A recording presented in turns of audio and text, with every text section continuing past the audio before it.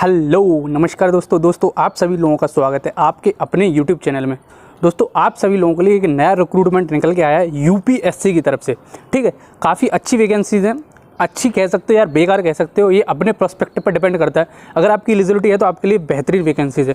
देखो पहले मैं आपको एलिजिबिलिटी के बारे में बता देता हूँ, जिससे कि आपका टाइम वेस्ट बिल्कुल भी ना हो और जो भी रिलेवेंट स्टूडेंट हैं वही इस वीडियो को आगे देख सकें। देखो यार, अगर आपने बीई बीटेक कर रखी है तो आप इसमें एलिजिबल हो जाते हो। बीई बीटेक स्पेसिफिकली, अब मैं ब्रांच की बात करूँ तो मैकेनिकल डिप्लोमा वाले कैंडिडेट एलिजिबल नहीं है, पहले बता देता हूँ मैं। तो जो भी डिप्लोमा वाले कैंडिडेट हैं वो वीडियो लीव कर सकते हैं यहाँ से। आपके लिए जो भी वैकेंसीज आएंगी वो मैं आगे बता दूंगा। तो दोस्त, जिसके पास बीटेक की डिग्री है वो इसमें एलिजिबल है। बीटेक में अगर स्पेसिफिकली अगर मैं ब्रांच की बात करूँ तो mechanical, electronics, electrical and mechanical, ये 3 ब्रांचेज हैं, इलेक्ट्रॉनिक्स, मैकेनिकल एंड इलेक्ट्रिकल। ठीक है, और मोस्ट इंपॉर्टेंट बात भाई साहब, आपका एग्जाम के बेसिस पे ये होने वाला है पूरा। ठीक है, एक एग्जाम कंडक्ट कराया जाएगा और इंटरव्यू होगा। और एक और मोस्ट इंपॉर्टेंट बात, आपके पास में एक्सपीरियंस होना चाहिए। Fresher candidate are not eligible in this particular branch, in this particular recruitment. तो जिस किसी के पास 1 साल का एक्सपीरियंस है, 2 साल का एक्सपीरियंस है, वो ही एलिजिबल है। मिनिमम 1 ईयर के एक्सपीरियंस के बाद आपके पास होना ही चाहिए, मिनिमम 1 ईयर का। उससे कम अगर आपके पास है तो आप एलिजिबल नहीं हो। ठीक है दोस्त, तो यानी कि जिस किसी के पास में 1 साल का अप्रेंटिस प्रोग्राम है वो इसमें एलिजिबल है, 2 साल का है तो आप इसमें एलिजिबल हैं। ठीक है, चलो डिटेल में डिस्कस करेंगे क्या आपका एलिजिबिलिटी क्राइटेरिया होने वाला है।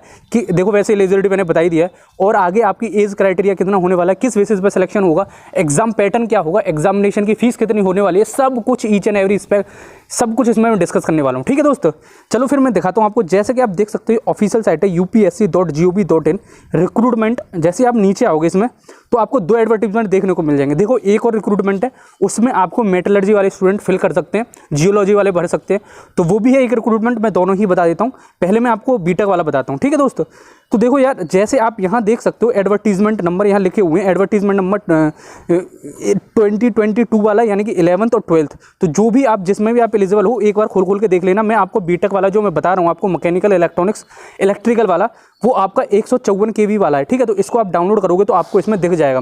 देखो यार, मैं फ्रेशर्स के अलावा एक्सपीरियंस की इसलिए ला रहा हूँ, बहुत मेल आए मेरे पास, मेल मैसेजेस कि सर हमारे एक्सपीरियंस वाले, जिनने आप कभी कभी अप्रेंटिस की बता देते हो, लेकिन जिसने अप्रेंटिस कर लिए उसके बारे में भी तो जॉब लेके आओ।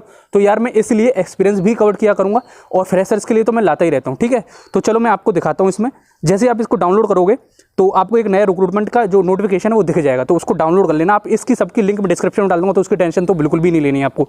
ठीक है, चलो मैं दिखाता हूँ आपको इसके एडवर्टीजमेंट में क्या लिखा हुआ है। तो आगे बढ़ने से पहले हम रिलेवल के बारे में बात कर लेते हैं। दोस्तों मुझे समझ में नहीं आता कंपनी कैरियर गैप को लेके इतना सीरियस क्यों रहती है। अगर आप अपनी पिछली कंपनी में चाहे कितना भी बेहतरीन काम कर रहे हो, अगर आपके कैरियर में 1 या 2 साल का ब्रेक लग गया तो पिछली वाली सारी चीज़ें नज़रअंदाज कर दी जाती हैं। तो आज हम बात करने वाले हैं निशा गुप्ता जी की। ये हमारी एक वर्किंग सुपर वूमन है जिन्होंने अपना कैरियर रिज्यूम किया 10 साल के गैप के बाद में, और वो भी डायमंड ऑन कॉल जैसी रेप्यूटेड कंपनी में बिजनेस डेवलपमेंट एग्जीक्यूटिव की पोस्ट लेके। निशा हमेशा से बहुत क्यूरियस थी। 2011 में उन्होंने अपना ग्रेजुएशन कंप्लीट किया। उनकी लाइफ में बहुत बड़ा मूवमेंट आया जब उनके बेटे ने जन्म लिया। वो बहुत खुश थी, लेकिन उसका मतलब ये भी था कि उसके लिए उनको टाइम निकालना था, तो उन्होंने अपना करियर छोड़ दिया। उन्हें अपना प्रोफेशनल करियर सेक्रीफाइस करना पड़ रहा था, लेकिन वो अपने करियर को लेकर बहुत ज़्यादा सीरियस थी। ये सब देख के उनके घर वालों ने उन्हें मोटिवेट किया एक जॉब लेने के लिए। सपोर्ट तो था, बट साथ ही रेज्यूमे में एक बहुत बड़ा चीज़ थी जो कि 10 साल का गैप लिखा हुआ था। कंपनियां ये देख के उनका एप्लीकेशन पहले से ही रिजेक्ट कर देती थी। निशा को बस एक अपॉर्चुनिटी चाहिए थी अपना बर्थ प्रूफ करने के लिए। फॉर्चुनेटली यूट्यूब में एक वीडियो में उन्होंने री लेवल के बारे में सुना, बस फिर क्या था, उन्होंने री लेवल के लिए अप्लाई किया, मेहनत की, आउटकम आज आप देख ही सकते हो। डायमंड एंड कॉल जैसी एक रेप्यूटेड कंपनी में बिजनेस एग्जीक्यूटिव डेवलपमेंट की पोजीशन पर उनको नौकरी मिली।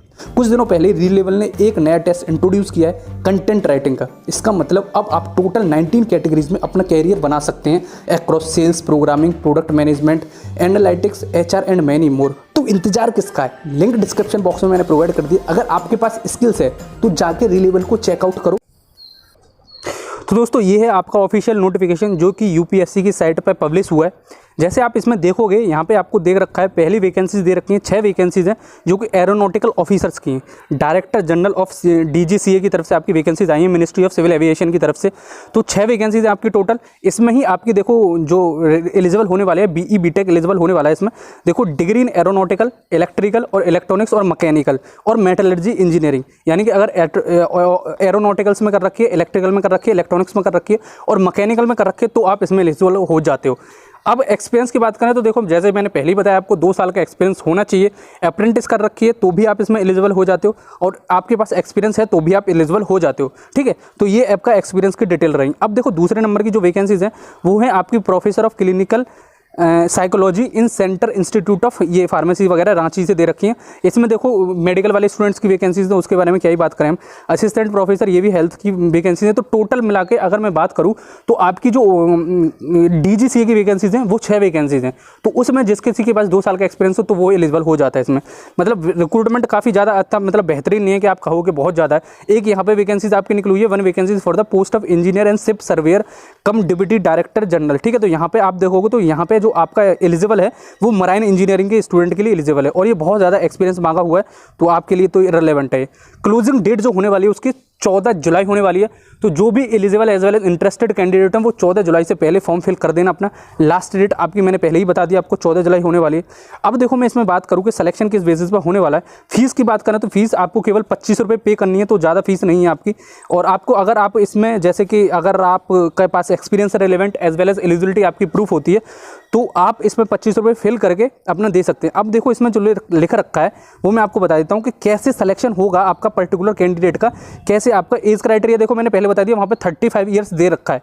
जिस किसी के पास में 2 साल का एक्सपीरियंस हो और 35 साल से कम हो, देखो मैं एक बार दिखा भी देता हूँ आपको, तो आप इसमें एलिजिबल हो जाते हो, ठीक है।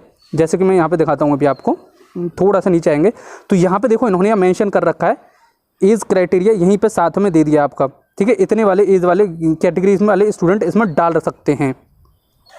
देखो यहाँ पे ये मेंशन कर रखा है ये एज 35 ईयर्स का, ठीक है। तो जिस किसी की 35 साल से कम हो वो सब इसमें फिल कर सकते हैं और एक्सपीरियंस के साथ। अब देखो दोस्त, अगर हम सिलेक्शन प्रोसीजर की बात करें तो यहाँ पे मेंशन कर रखा है candidate shortlisted for the interview on the basis of your information provided in the online application submitted them, ठीक है। तो जो भी आप ऑनलाइन एप्लीकेशन फॉर्म में आप भरोगे उसी के बेसिस पे आपको शॉर्टलिस्ट किया जाएगा इंटरव्यू के लिए। फिर इंटरव्यू के बाद में डायरेक्टली आपको पोस्टिंग दे दी जाएगी। लेवल 10 की वैकेंसीज होने वाली हैं और काफ़ी ज़्यादा अच्छा रिक्रूटमेंट साबित हो सकता है जो कोई भी कैंडिडेट के पास में एक्सपीरियंस थोड़ा बहुत भी है।